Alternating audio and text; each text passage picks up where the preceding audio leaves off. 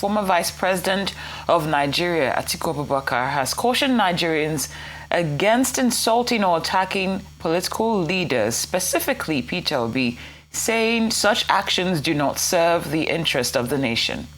Atiku spoke through the coalition of African Democratic Congress, saying, and I quote, "Anyone who insults Obi or Atiku does not mean well for the leaders, the coalition, ADC, or Nigeria and Nigerians. The only beneficiaries of such civil discord are the APC urban bandits who seek to maintain the satanic status quo." End of quote. Now, the former vice president called on Nigerians to prioritize unity and constructive engagement, stressing that collaboration among leaders and citizens is crucial for national development.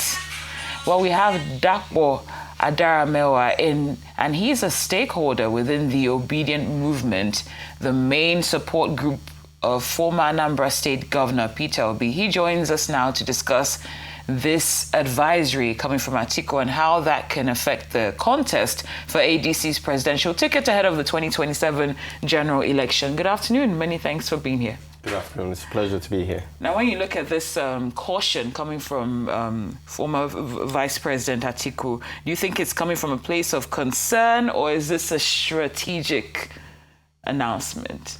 I think it's genuinely coming from a place of concern. It is a strategic announcement as well. His Excellency Peter Obi has always been one against people insulting anybody in general, even those opposition candidates as well. So we are one party at this point, right? And might I say one party that is guaranteed victory, because we look at the last election results, between those two candidates, they had 12 million votes, right?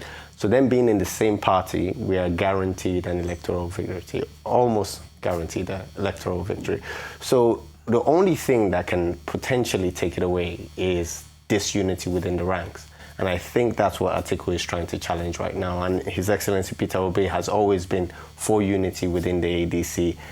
We're going to do our primaries at some point, hopefully, quickly, so that we can get the best candidate running for that president, and everybody else can fall in line behind him. Indeed, your optimism is noteworthy, as it were. Yeah. So if there are verbal attacks on Mr. Peter Obi from within the party itself, ADC, is this indicative of what's to come towards the primaries, do you think? I think the primaries will be well contested. I think as a party, we understand that there's a need for the best potential candidate to go for it, right? Because we need something different. We need a new type of politics, right? And Peter Obi clearly stands heads and shoulders above the rest in terms of bringing a new kind of politics into the party. But apart from that, we are united in the sense that we are aimed at the purpose of delivering Nigerians from what they've been through in the last 4 to 5 years. Let's add the last administration as well. So Nigeria has been through quite a lot, and it's about time we end the hegemony of APC and we set Nigerians free and on a different course. That's the priority at this point. Well, we know that history often repeats itself, and one of the reasons why there was a, we say, I want to call it a rift, but not very, overt one between Obi and Atiku, was because of not wanting to be his running mate. That was what happened in PDP, went to Labour Party, things played out the way they did. Now these two candidates or aspirants are now in the ADC. What can you tell us about what has changed in terms of the approach of these two candidates that will make sure that they don't bump heads again ahead of 2027 and repeat history? I think bumping heads is not necessarily a bad thing. I think that's how we develop as a team, and that's how we arrive at the best ideas, right? But bumping heads in the sense that... Let me use the word clash. Okay, clash. Okay, now, there will not be a clash. There will be a primaries where the best candidate will step forward. I have my beliefs as to who that is, but that's not the point here. The point is that the party is united, and in that, we will guarantee victory. And let's not confuse Twitter with actually party policies, right? Twitter is a very interesting environment, and everybody can insult somebody. And usually, the fact that you're insulting somebody is evidence of an absence of substance, as opposed to anything, purposeful, right? So people are free to say whatever they're going to say on Twitter, but the party is united. We will pick the best candidate. We will pick somebody who has a different vision for Nigeria, somebody who has shown themselves to have a different brand of politics, somebody who has the capacity and, most importantly, compassion.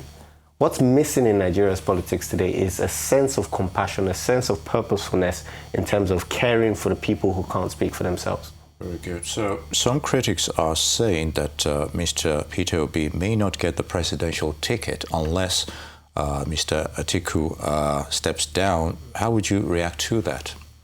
Well, eventually we will come to a consensus, right? The party will select the metrics by which we will pick our candidate, and it will be based on who we believe has the will of the people, who has the support of the mass of the people, right? And so there really is no issue here, right? The purpose is a united front. I mean, let's face facts, right? APC, when it first started, was full of a lot of big names, right? But somehow it came together and fielded one candidate, and they were able to make history, right? ADC will achieve the same thing. I know that you're here in your capacity as representing the obedient movement. Yes. So if we want to ask you who you think the candidate should be, who are you going to say then? Oh, without a doubt, Peter Gregory will be.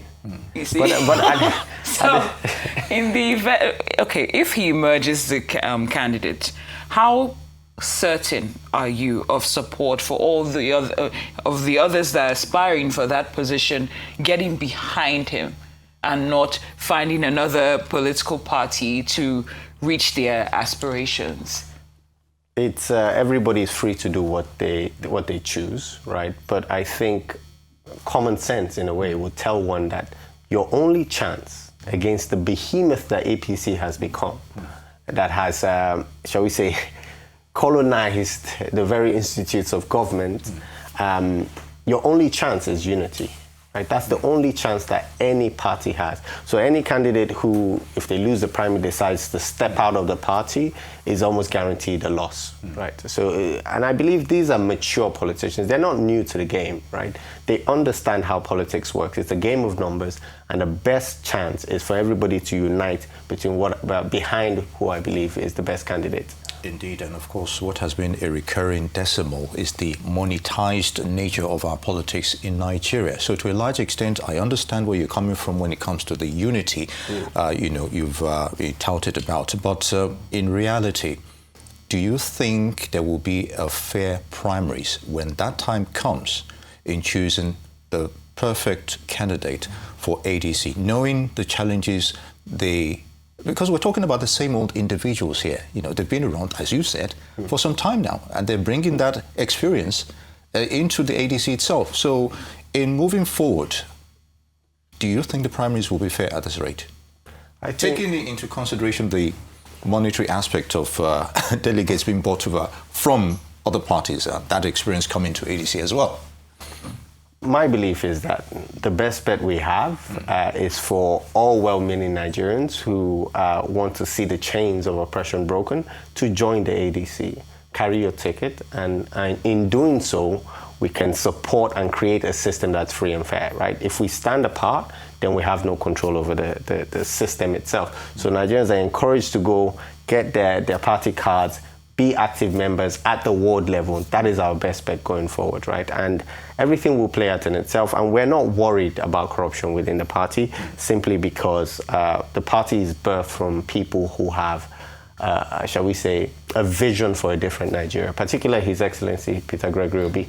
We know you slip that in there every chance you get. But as we round up with you now, we saw what happened with Labour Party, all sorts of internal disputes, which is one of the reasons why your favourite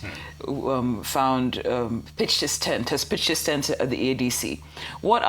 Can you give us just a quick glimpse of the conflict resolution methods that you may seek to employ within the ADC should conflicts arise? Conflicts, or shall we say, constructive conflicts are going to arise, right? But one of the things we're going to keep in mind, unlike every other party out there, is the will of the Nigerian people. What do the Nigerian people want? And I think the Nigerian people are eager to have something different, and the ADC will give them that. It will give hope to everybody. Okay.